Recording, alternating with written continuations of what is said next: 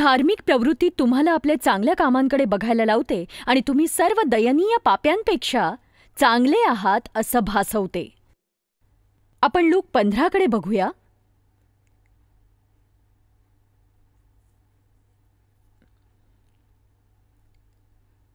पित्या, तुझं वचन आम्हाला दिल्याबद्दल धन्यवाद. आणि प्रभू, त्याद्वारे आम्ही मुक्त व्हावं आणि मुक्त राहावं अशी प्रार्थना करते. जर कुणामध्ये काही वाईट वृत्ती असेल तर त्यांना मात करता यावी आणि ज्यांच्यात नसेल त्यांना त्यात अडकू देऊ नकोस. येशूच्या नावाने आमेन. लूक 15:1 मध्ये म्हटलंय, आता सर्व जकातदार आणि कुख्यात, खास करून दुष्ट पापी, त्याचे ऐकावयास त्याच्याजवळ येशूजवळ येत होते. तेव्हा परुषी आणि शास्त्रीही, हे तेव्हाचे धार्मिक लोक होते, अशी कुरकुर करू लागले की हा पाप्यांना जवळ करून आणि स्वीकारून आणि त्यांचे स्वागत करून त्यांच्याबरोबर बसतो आणि जेवतो सुद्धा. आता बघा, येशू पाप्यांसाठी आला. तो आपल्या आत्म्याचा वैद्य आहे आणि जे लोक आजारी आणि गरजू होते त्यांच्यासाठी तो आला. पण त्यावेळेचे धार्मिक लोक पापी लोकांना त्याच्यापासून दूर ठेवत असत, कारण ते स्वतःला इतरांपेक्षा इतकं चांगलं समजायचे की त्यांना हवी असलेली मदत देण्याचा प्रयत्नही करत नव्हते. मला माहीत नाही तुम्ही पॉल स्कॅनलन यांच्याशी परिचित आहात की नाही, पण ते इंग्लंडमधील प्रभूचे एक सेवक आहेत. ते अशा एका चर्चची अद्भुत कहाणी सांगतात, जी आधी एक मृत कोरडी धार्मिक संस्था होती, पण त्यांनी तिला एका आवेशी आणि अद्भुत अशा मंडळीत बदलून टाकलं, जी आता लाखो लोकांना मदत करतीये. आणि ते असं म्हणाले की सगळ्यात कठीण गोष्ट कुठली असेल तर ती ही आहे की आपण संजीवनासाठी प्रार्थना तर करतो, पण आपल्याला ते नको असतं. आपल्याला वाटतं ते हवंय, पण ते येण्यापेक्षा त्यासाठी प्रार्थना करण्याची कल्पनाच आपल्याला आवडते. कारण संजीवन जर खरोखरच आलं तर आपल्याला वाटतं तसं येणारे सर्व लोक छान, नीटनेटके आणि सुसंस्कृत असूच शकणार नाहीत. ते वेडगळ्यासारखे वागणारे, नीट पेहराव न केलेले, नीट वागू किंवा बोलू न शकणारे लोक असू शकतील. आणि आपल्यासारख्या नीतिमानांना आपल्या अवतीभोवती ते फिरलेले कधीच आवडणार नाहीत. पण येशूला ते लोक निश्चितच आवडायचे आणि त्यांचं चर्चमध्येही स्वागत झालेलं बघायला त्याला आवडतं. त्यांना वेगळीकडे बसवलेलं पाहणं त्याला आवडत नाही, तर आपल्यासोबतच बसवलेलं त्याला आवडतं. कारण आज मी तुम्हाला सांगितल्याप्रमाणे ख्रिस्तामध्ये कुठल्याही प्रकारचे वर्गभेद नसतात. आपल्याला हे कळायला हवं की ख्रिस्ती या नात्याने आपण कुणालाही वगळू शकत नाही. आपण लोकांना वगळू शकत नाही, कारण येशूने ते केलं नाही. त्याने सर्वांना समजावून घेतलं, तसं आपणही आपल्या कक्षा रुंदावायला हव्यात. याला काही अर्थ नाही की श्रीमंत लोक गरिबांसोबत नसावेत, अविवाहितांनी विवाहितांसोबत नसावं, आणि अर्थातच सर्व वर्णाचे लोक एकत्र बसू शकतात. आपण सर्व ख्रिस्तात एक आहोत. आता स्त्री किंवा पुरुष, यहुदी आणि हेल्लेणी किंवा गुलाम आणि स्वतंत्र असा भेद नाही. उच्चवर्गीय, मध्यमवर्गीय, नीचवर्गीय असाही नाही. प्रभूशिवाय आपण शून्य आहोत आणि जे काही आपण आहोत ते त्याच्यामध्ये आहोत. आणि पौल पुष्कळ गोष्टींविषयी आणि इतरही काही गमतीजमती सांगतो, पण त्यातली एक घटना जी मला आठवते ती आहे एका स्त्रीविषयी जिला त्यांनी चर्चमध्ये आणलं आणि जिचं व्यक्तिमत्व उग्र होतं. तिने बराच काळ रस्त्यावर घालवला होता आणि तिच्या शरीरावर गोंधण आणि तोंडामध्ये शिव्या होत्या आणि तिचं वर्तनही असभ्य होतं आणि देवाची समक्षता तिने कधीच अनुभवली नव्हती. आणि एक दिवस आराधनेच्या सभेत जेव्हा चर्चमधले सगळेजण आराधनेत तल्लीन झाले होते आणि ते देवाच्या समक्षतेचा आस्वाद घेत होते, इतक्यात ती स्त्री अचानक जोरात ओरडली, तिथे ती काळी काळी सावली कसली आहे. आणि त्यावेळी प्रत्येक जण आवाजून म्हणत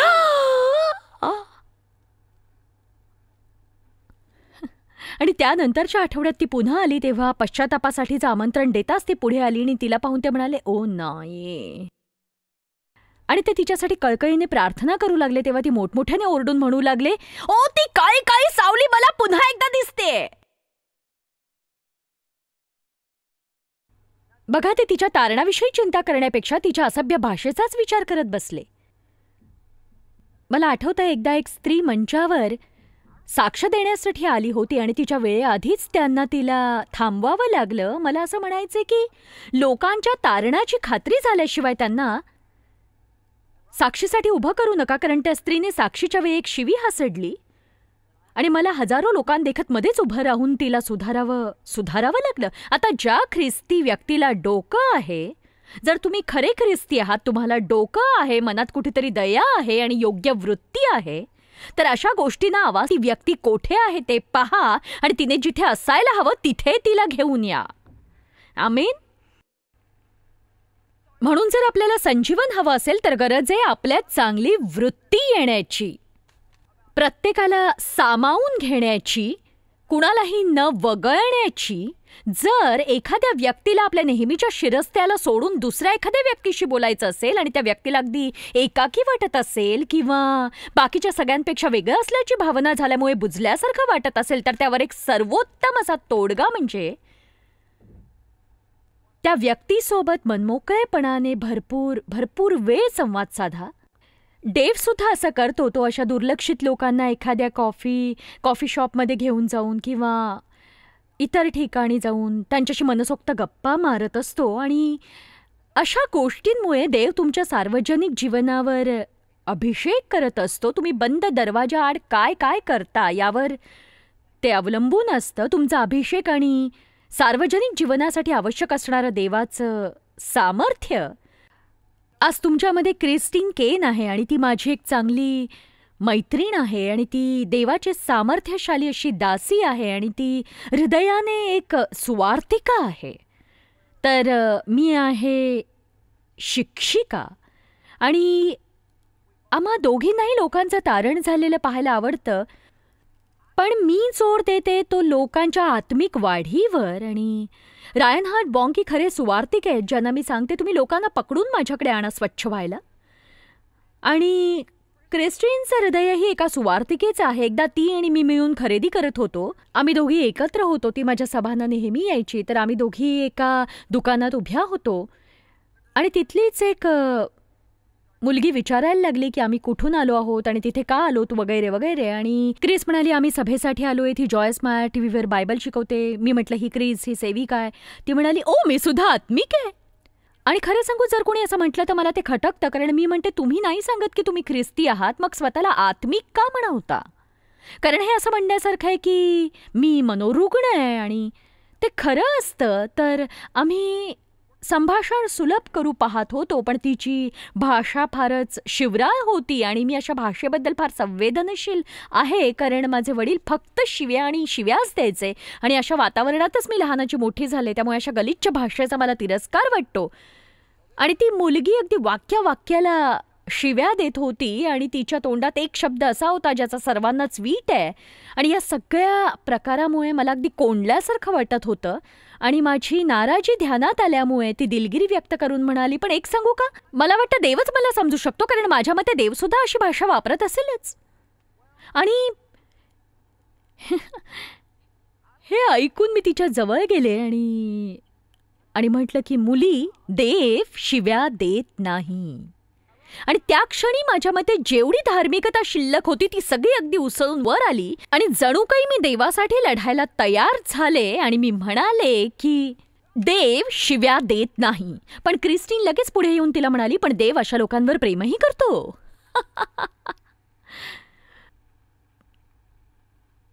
मी पुन्हा ती चूक केली होती जिला आम्ही अजून धरलं नव्हतं, तिला स्वच्छ करू पाहत होतो. आणि म्हणून जे लोक आपल्यासारखे नाहीत त्यांच्यासाठी आपल्याला अधिक धीराची गरज आहे. आपण लोकांना वगळता कामा नये, कारण दूर दूर मनाच्या एका कोपऱ्यामध्ये आपण असा विचार करत असतो की आपण त्यांच्यापेक्षा सरस आहोत, पण आपण ते सहसा मान्य करत नाही. हे महत्वाचं.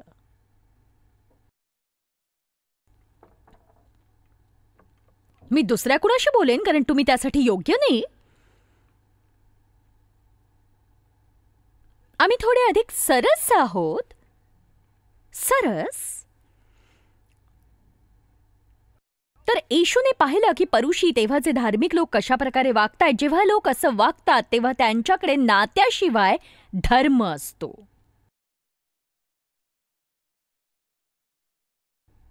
जेव्हा तुमचं येशूशी एक सखोल नातं निर्माण झालेलं असतं तेव्हा तुम्ही असं वागत नाही, कारण जितकं तुम्ही येशूजवळ असता तुमचं हृदय मृदू होतं, तुम्ही संवेदनशील होता आणि त्याच्यासारखेच होऊ लागता. पण जेव्हा तुम्ही चर्चच्या नियमांच्या मागे लागता आणि त्याच्या साच्यात अडकता तेव्हा तुमच्याकडे धर्म असतो आणि तो असल्याचा तुम्हाला अभिमानही असतो, पण तरीही तुम्ही निव्वळ मूर्ख असता.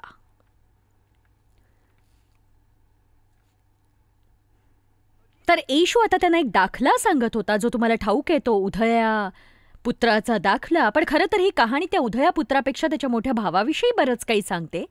मला वाटतं की आपण त्याला मुक्तो. दोन्ही धडे अतिशय महत्त्वाचे आहेत. उधया पुत्राची कहाणी तितकीच महत्त्वाची आहे. तो आपल्या बापाचं घर सोडून गेला, खोल पापांमध्ये राहिला, मग तो पुन्हा माघारी आला. त्याचा बाप खुल्या दिलाने त्याची वाट पाहत होता आणि त्याला फक्त द्यायचं आणि द्यायचं आणि द्यायचंच होतं. इथे आपण देवाचं हृदय पाहतो. पण ज्या विषयावर मी फारसं ऐकलेलं नाही तो विषय फार महत्त्वाचा आहे आणि तो आहे मोठ्या भावाने व्यक्त केलेली प्रतिक्रिया. आपल्यासमोर पापी माणसं आणि धार्मिक माणसं आहेत आणि यातून देवाला आपल्याला एक धडा शिकवायचा आहे.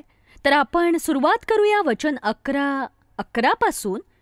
ही गोष्ट आहे 32व्या वचनापर्यंत. मी संपूर्ण भाग वाचणार नाही, काही भाग वगळणार आहे, पण आशा करते गोष्ट समजवण्यात यशस्वी ठरेन.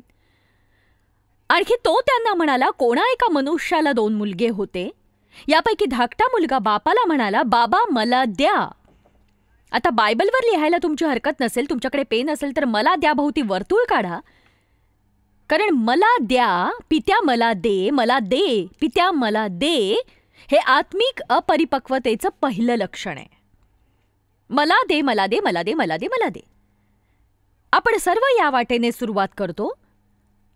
बाबा मालमत्तेचा माझा जो वाटा आहे तो मला द्या. तेव्हा त्याने आपल्या मिळकतीची त्यांच्यात वाटणी केली. बघा, जरी बापाला ठाऊक होतं ही गोष्ट त्याच्यासाठी सर्वोत्तम नाही, तरी त्याने ती त्याला दिली, कारण त्याला ठाऊक होतं की मुलगा काहीच सांगून त्यांचा ऐकणार नाही आणि त्यासाठी त्याने शुद्धीवर आलं पाहिजे. आणि मग फार दिवस झाले नाही, तोच धाकटा मुलगा सर्व काही जमा करून दूर देशी निघून गेला आणि तेथे त्याने सर्व प्रकारची चैनबाजी करून आपली मालमत्ता उधळून लावली. आता उधळून लावणे याचा अर्थ असा आहे बेपर्वाईने अनावश्यकरित्या खर्च करणे. आणि बघा, या मुलाचं पाप ठळकपणे दिसतंय. कुणालाही प्रश्न पडत नाही की हा पापी आहे की नाही. त्याने काय पाप केलं हाही प्रश्न उरत नाही. त्याने ते अगदी खुलेपणानं केलेलं आहे. त्याला स्वतःला आणि प्रत्येकाला ठाऊक होतं की तो एक पापी आहे. पुढे त्याचं काय झालं? त्या देशात मोठा दुष्काळ पडला. त्याने सर्व खर्च केलं होतं. आता त्याला डुकरांना चरावं लागत होतं आणि त्याच्याजवळ खायला काहीच नव्हतं. पण डुकरं मात्र छान खात होती. आणि मग बायबल म्हणतं अशा परिस्थितीत तो शुद्धीवर आला. त्याची स्मृती परत आली. तो जागा झाला. संकट आपल्या जीवनात जे काही करतात ते थक्क करतं आपल्याला. मला अँड्र्यू मरेची पुस्तकं आवडतात. सध्या मी त्यांचं एक पुस्तक वाचतेय. ते म्हणतात की लोक कसे यांत्रिक रीतीने आपलं जीवन जगतात आणि धार्मिकासारखे वाटतात, पण त्यांच्यात खरोखर पवित्र आत्म्याचं सामर्थ्य नसतं. असं नाही की ते चर्चला जात नाही, छोट्या मोठ्या गोष्टी ते करत असतात, पण त्यांच्यात पवित्र आत्म्याचं सामर्थ्य दिसून येत नाही. आपल्या जीवनात पवित्र आत्म्याचं सामर्थ्य दिसून यावं म्हणून त्यांनी खरं तर पूर्णपणे समर्पण केलेलं नसतं. त्यामुळे जसं जगायला हवं तसं ते जगू शकत नाहीत. त्यामुळे कोणीही प्रभूला संतोषवू शकत नाही. आपण दयाळू आणि क्षमाशील नसतो. आपण प्रेमळ आणि कनवाळूही नसतो. पवित्र आत्म्याच्या सामर्थ्याशिवाय असं जीवन जगणं शक्य नसतं. आपल्या जीवनात अंशभर काही गोष्टी दिसून येऊ शकतात, पण त्या पवित्र आत्म्याच्या सामर्थ्याने नसतात. त्यामुळे त्यात कधीच सातत्य नसतं. लोक आपल्या लहानशा धार्मिक बोटीने प्रवास करत असतात, पण जेव्हा त्यांच्यावर संकट येतं तेव्हा कित्येकदा त्याच संकटामुळे लोक आपलं जीवन अगदी खऱ्या अर्थाने पूर्णपणे प्रभूला समर्पित करतात. आपलं सर्वस्व देऊन त्याला म्हणतात, एवढ्या तेवढ्याने काही होणार नाही. प्रभू मला पूर्णपणे हवंय, पूर्णपणे. मला माझ्या जीवनात पवित्र आत्म्याचं संपूर्ण सामर्थ्य हवंय. मला माझ्या जीवनात पवित्र आत्म्याचं अधिक सामर्थ्य अनुभवायचंय.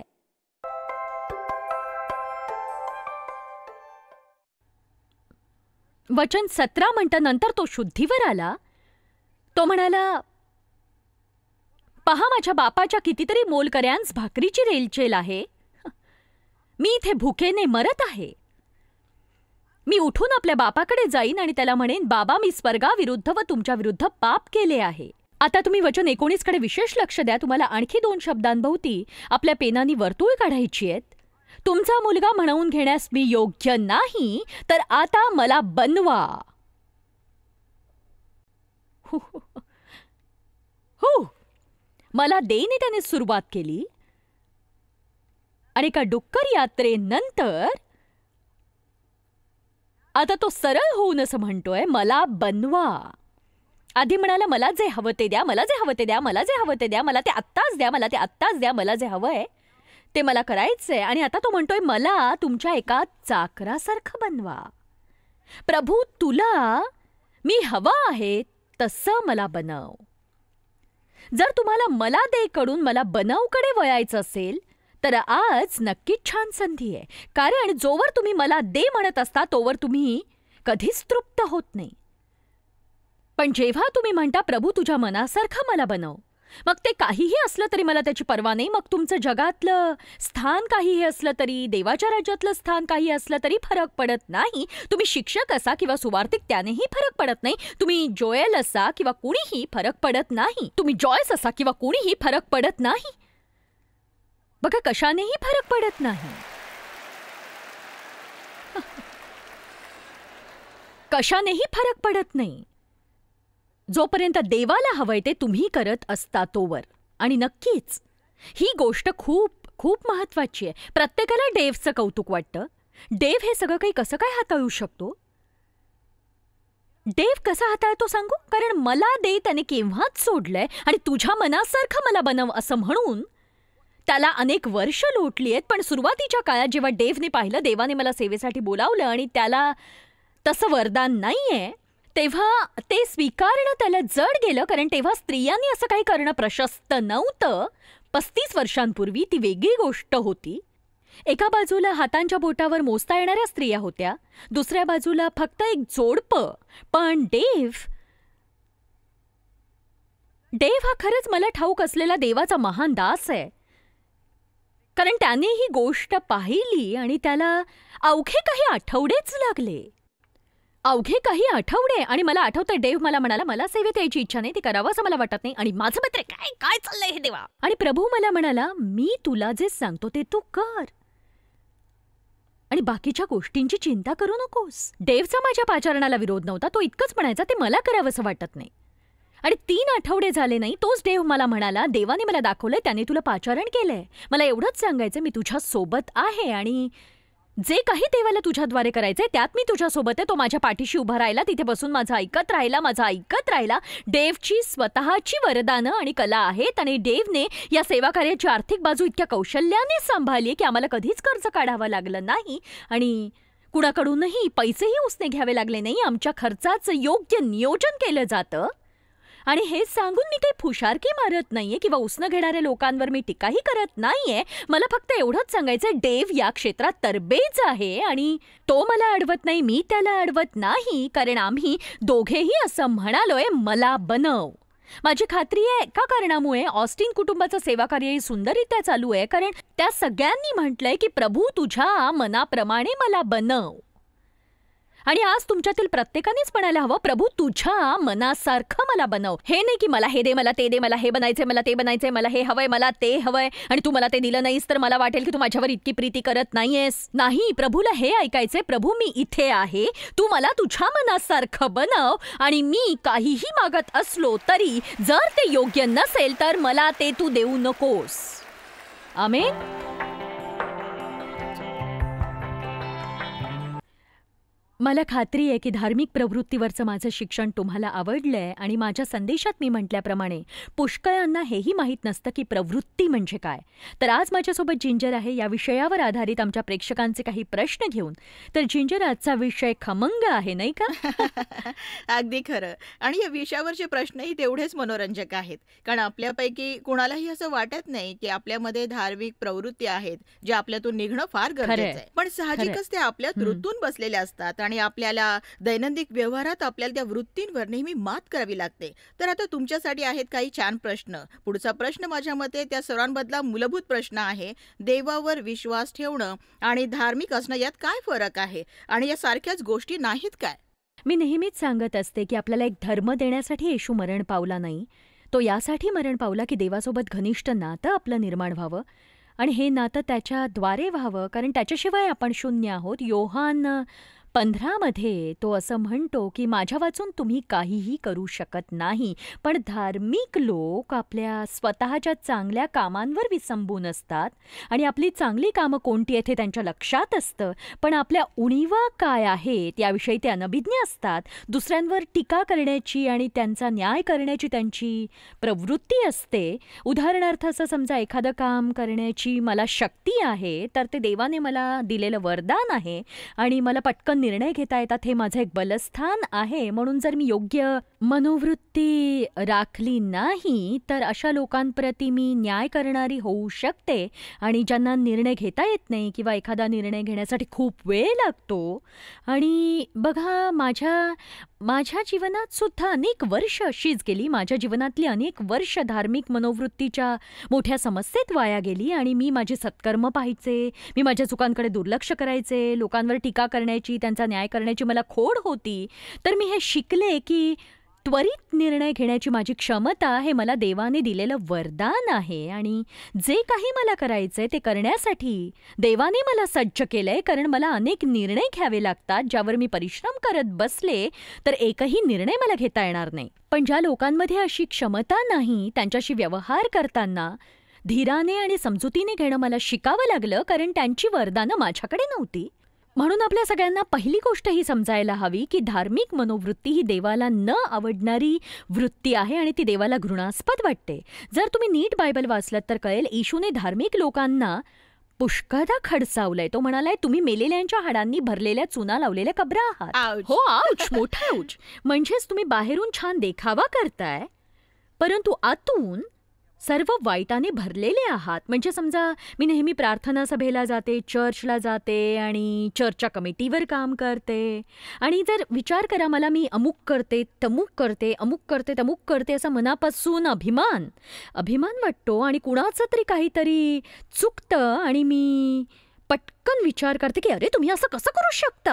आता बघा, हे योग्य नाहीये, तुम्ही असं वागता कामा नये. तर देवाला माझ्यात खूप खूप खूप सुधारणा करावी लागली, कारण जसं तू म्हणालीस धार्मिक वृत्तीच्या लोकांना आपली वृत्ती मान्य करायला आवडत नाही, कारण त्याचं मूळ त्यांच्या गर्वात असतं आणि आपण फक्त गर्वच करू शकतो. म्हणून आपण हे शिकायला हवं की देवाशिवाय आपण काहीच करू शकत नाही आणि आपण सर्व काही त्याच्याद्वारेच करतो. त्याच्याशिवाय आपण शून्य आहोत. आणि बायबल म्हणतात, जे उभे आहेत त्यांनी आपण पडू नये म्हणून सांभाळावं. ज्या क्षणी आपण इतरांकडे पाहून म्हणतो की मी तर बाबा असं कधीच केलं नसतं किंवा तुम्ही हे केलंच कसं, दुसऱ्यांना छानपैकी खाली पाडून आपण स्वतःला त्यांच्यापेक्षा वर करतो, तर मग गर्विष्ठ कधीच असं म्हणत नाही की मी गर्विष्ठ आहे. धार्मिक लोकांचंही तसंच असतं. त्यांना खूप कठीण वाटतं असं म्हणणं की मी फार टीकाखोर, निंदा करणारा, कर्मठ असा माणूस आहे. आणि बघा, आपण संपूर्णपणे देवावर अवलंबून नसून स्वतःच्या कामांवर अवलंबून आहोत. हे मान्य करणं नक्कीच त्यांना जड जातं.